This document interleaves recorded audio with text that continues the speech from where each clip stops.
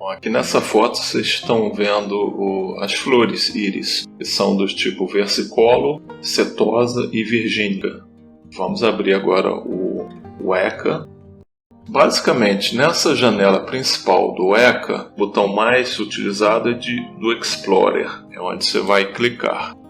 Clicando nele, botão Open, que é a janela principal do ECA. Essa primeira aba é a aba de pré-processamento. E aqui você tem as funções, os métodos, os modelos de limpeza de dados. E aqui tem métodos de aprendizado supervisionado ou métodos de aprendizado não supervisionado. A diferença básica entre os supervisionados e não supervisionados é o que os não supervisionados você delega ao algoritmo, ao computador, a função de descobrir por ele próprio os padrões necessários. Nos métodos supervisionados, você tem que ter previamente passado por uma rotulação de classes feitas por um especialista do negócio. No caso aqui, os botânicos, né? Essa base de dados é pequena e ela praticamente já está pronta, já está preparada, não tem outliers, não tem sujeira, né? Eu estou partindo desse pressuposto. Nessa primeira janela aqui, o que tem de se observar é que cada atributo desses aqui, ele tem a visualização dos seus respectivos histogramas. E no último atributo, ele reserva sempre para a classe que foi, pelo especialista do negócio, foi rotulada, né? Então aqui nós, no caso das flores íris, temos os três tipos, setosa, versicolo e virgínica, sendo que esse banco de dados está bem equilibrado, né? 50 instâncias de cada classe. O dataset ele é composto apenas de 4 atributos. O atributo de comprimento da sépala, largura da sépala. Depois eu vou mostrar o que é sépala e o que é pétala, né, ali na foto. O comprimento da pétala e a largura da pétala. E aqui no desenho está especificando o que é sépala. É tipo essa, como se fosse uma pétala, né, mas na parte mais externa. E a pétala é interna, né? A gente vai passar agora para os algoritmos de classificação. Aqui por padrão ele já começa no 0R e você direto pode, se quiser usar os parâmetros padrão sem mexer em nada, você já pode dar um start aqui e já vai te dar um resultado. Aqui na matriz de confusão, a diagonal principal da matriz, é onde o mouse está apontando, todos os valores não zero deveriam estar aqui na diagonal. Todos os valores fora da diagonal principal, eles são valores classificados de modo equivocado. Então aqui a gente vê que 50 da íris versicolo foram erroneamente classificados e da íris virgínica.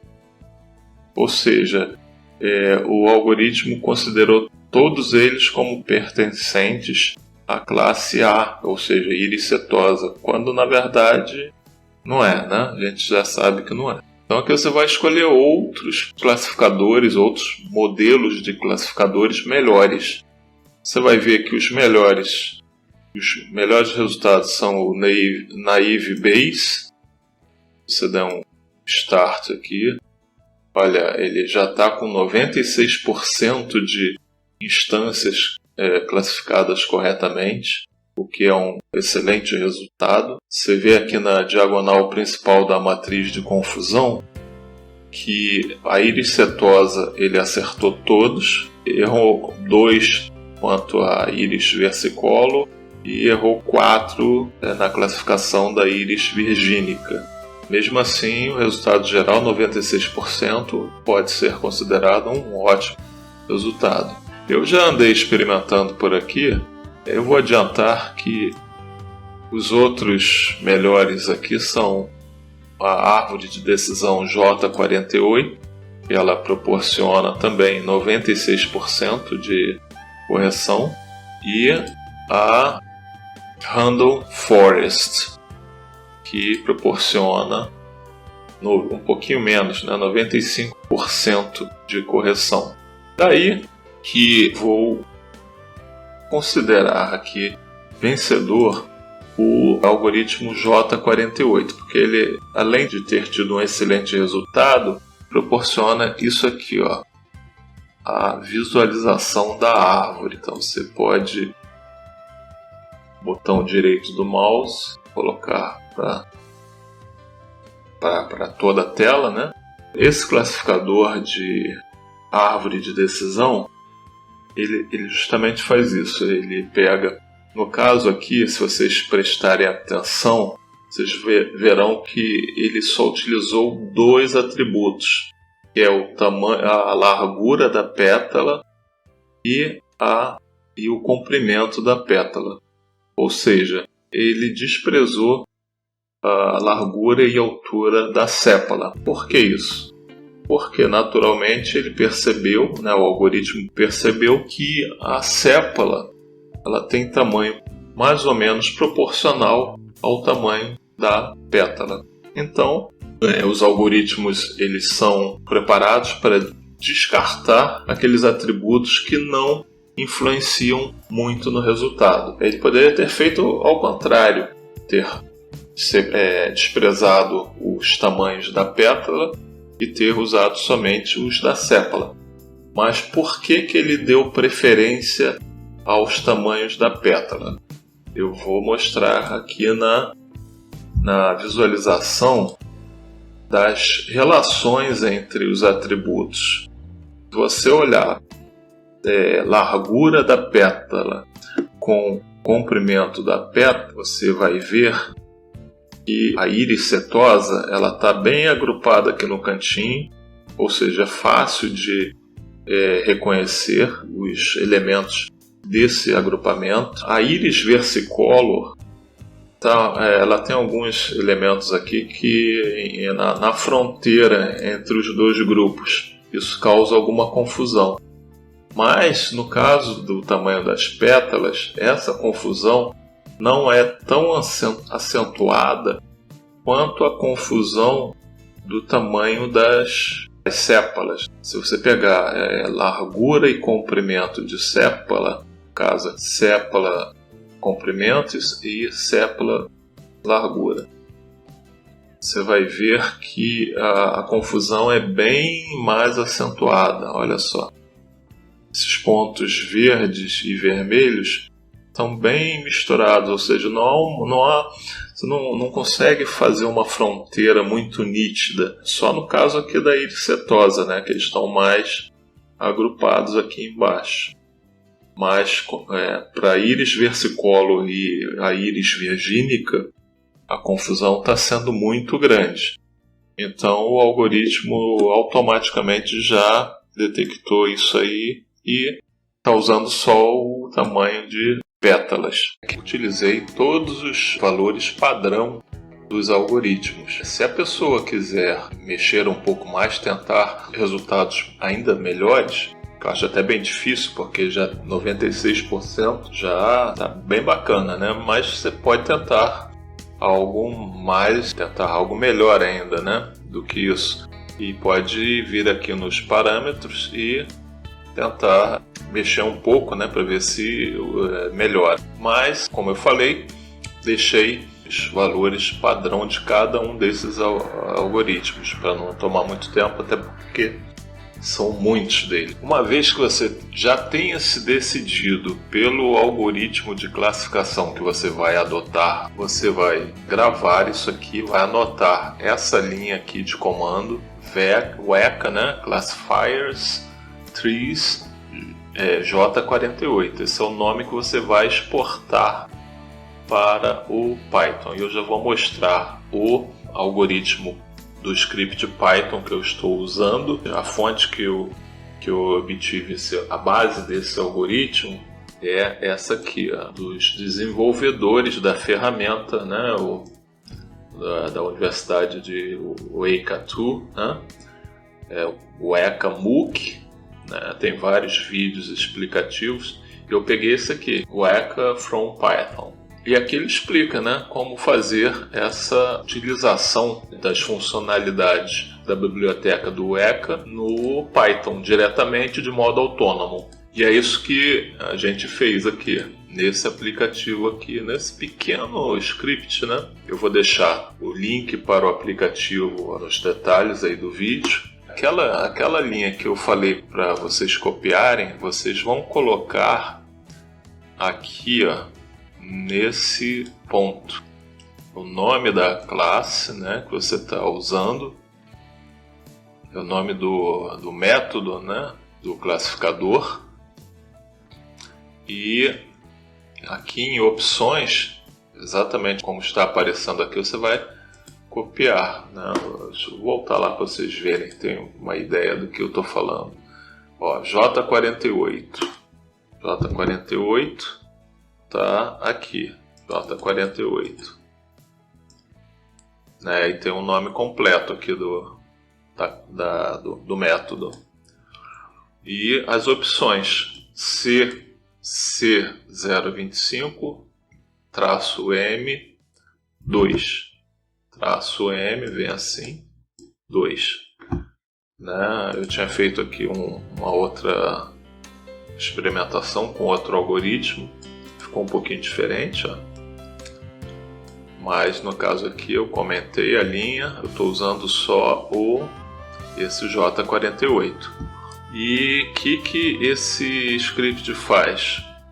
Ele faz exatamente aquilo que eu falei no início. Você, dadas uma determinada instância, ou seja, você foi lá no campo, né, mediu uma determinada flor, e aí constatou que o comprimento da sépola é X. Né, são esses 4 parâmetros, sendo que é o seguinte, como esse J48 ele só utiliza o comprimento da pétala e a largura da pétala, nesses valores aqui você pode colocar literalmente qualquer coisa, né? Eu ainda fiz uma limitação aqui entre 3 centímetros e 10, porque eu observei que é isso que os gráficos estão mostrando, né? Essa faixa aqui. Mas se você literalmente colocar qualquer outra coisa aqui, não nesse script, porque vocês vão ver que eu coloquei uma condição aqui, mas se não fosse por isso, o J48 ele aceita qualquer tamanho de sépola e qualquer largura de sépola para esse efeito aqui, né? Nesse caso aqui do dataset IRIS. Então ele só vai usar na prática esses 2 parâmetros aqui, né? E aí eu vou rodar aqui para a gente ter uma ideia do que eu estou falando, né? Vou rodar o F5, né? Para rodar o script aqui no idle. Estou pressupondo também que quem está vendo aqui já tem alguma pequena familiaridade com o Python, né?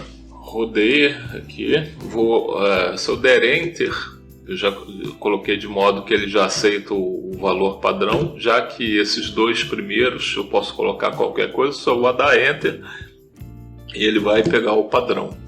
Agora, aqui sim, que é o comprimento da pétala, se eu botar qualquer coisa dentro dessa faixa aqui, vamos dizer 1, e também qualquer coisa dentro dessa faixa, vamos dizer 3, ele vai me apontar aqui embaixo que para esses tamanhos que eu coloquei, essa seria uma íris da classe virgínica. E isso ele tem uma probabilidade de 97,82% de essa predição estar correta. de acordo com o que ele foi ensinado na fase aí de treinamento, alguém conhecedor do assunto, né? Alguém da área de botânica.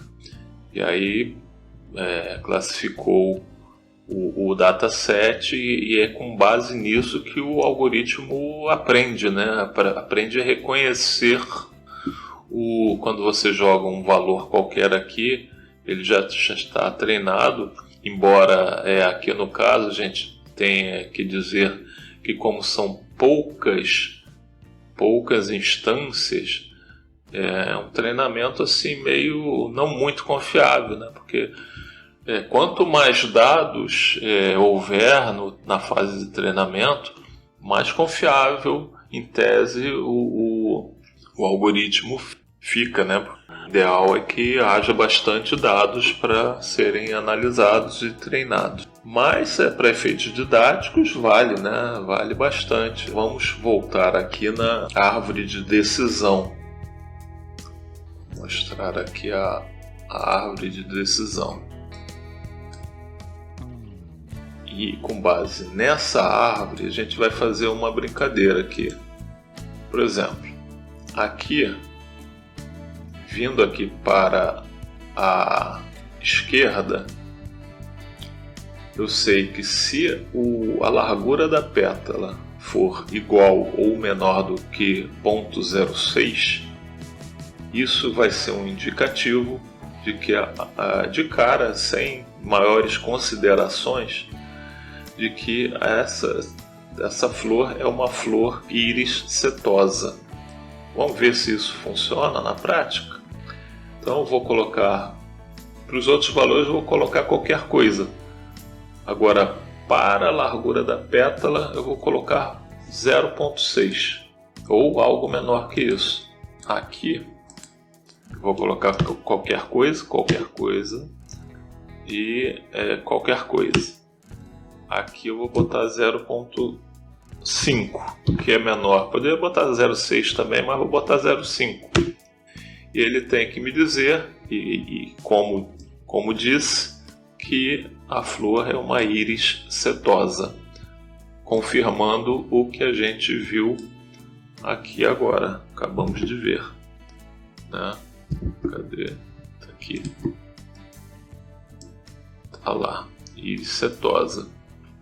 Íris setosa é esse ramo aqui da árvore, né? Essa folha da árvore. Vamos partir agora para uma íris virgínica que está aqui nessa outra folha. Para chegar nisso, eu preciso de uma largura de pétala que seja maior do que 0,6 e que seja também maior do que 1,7. Então eu vou pegar 1,8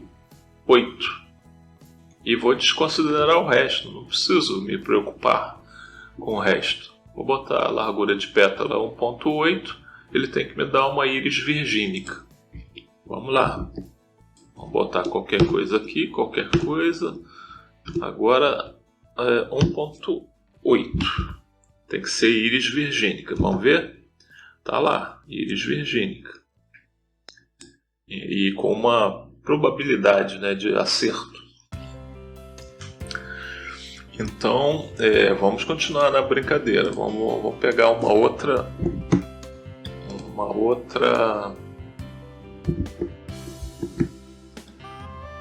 folha aqui dessa árvore de decisão. Vamos pegar agora essa aqui de íris versicolor. Íris versicolor, para chegar aqui, eu tenho que vir por esse ramo aqui, ou seja, largura de pétala maior do que 0,6 e menor do que 1,7, ou seja, tem que estar aqui no meio.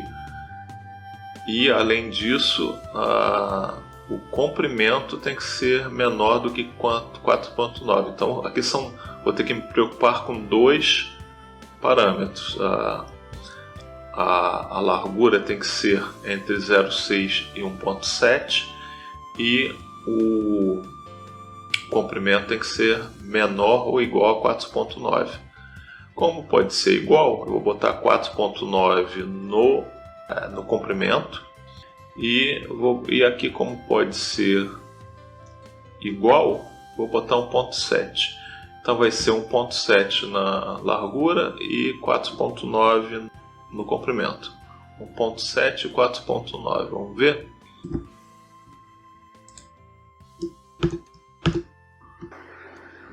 (4.9) 1.7. Tem que me dar uma íris versicolor. Como previsto, íris versicolor. Vamos ver? E com uma probabilidade de 97,91. Íris versicolor aqui. Essa folha aqui. Certo? Vamos pegar essa folha aqui, íris virgínica. Aí eu tenho que pegar algo que seja menor do que... Aqui eu vou botar 1.5 na largura e 5 no comprimento. 1.5 e 5. 1.5 e 5. 5 no comprimento. 1.5 na largura. E ele tem que gerar uma íris virgínica. Tá aqui. Ele tem que predizer que é uma íris virgínica e está aqui, certinho. Por fim, essa folha aqui, eu vou botar 1.6. Vou manter o 5 e vou escolher 1.6 aqui na largura. E agora sim eu vou ter uma íris versicolor, como previsto. Bom, eu acho que deu para pegar o sentido da coisa, né? É isso. Esse programa ele serve justamente para você, dado uma medição que você tenha feito em campo, você saber qual é a classificação da flor, mesmo sem você ser um especialista, né? Esse é o sentido desse programa. Esse programa, esse script, né? Ele literalmente pode ser aproveitado para qualquer outro algoritmo e óbvio, com as necessárias modificações para qualquer outro tipo de problema, né? Essa é a beleza da coisa, né? Você pode aproveitar esse ensinamento não só para classificar flor, mas para uma tomada de decisão de caráter muito mais importante, né? E muito mais prático. Mas eu queria mostrar mais uma coisa aqui, que é a clusterização. Vou fechar o aplicativo, porque eu vou voltar ao Weka. Né? Vou voltar ao Weka. No pré-processamento, eu poderia fazer uma limpeza também. Poderia pedir, vamos dizer que eu não tivesse um botânico que tivesse classificado dessas flores pessoalmente, né? Eu vou remover essa classe aqui e aí eu vou usar um algoritmo de pré-processamento, que é o computador que vai fazer sozinho. Então é um método não supervisionado. E aí eu vou pedir a ele para adicionar um cluster. 3, né? Que eu vou mudar aqui. O padrão dele é 2. Eu vou mudar aqui. Ele vai usar. Também eu posso escolher qual é o método que eu vou usar. E eu já descobri aqui que esse SIB é o melhor. Eu mudo aqui também de 2 para 3 clusters. Dou OK. OK novamente. E peço para rodar. Aplicar, né? Aqui no botão aplicar. Ele vai gerar aqui embaixo, que é o padrão das classes nominais, né? Que é o que caracteriza, né, a classe, a divisão das classes. E ele fez algo muito próximo à realidade. Ou seja, ele descobriu que existem 49 elementos que podem ser classificados como cluster 1, 50 no 2 e 51, ou seja, muito próximo à realidade. E aqui, olhando o banco de dados, a gente pode ver se realmente ele fez um bom agrupamento. Aqui ele considerou os primeiros 50 como cluster 2, que na verdade os primeiros 50 eles são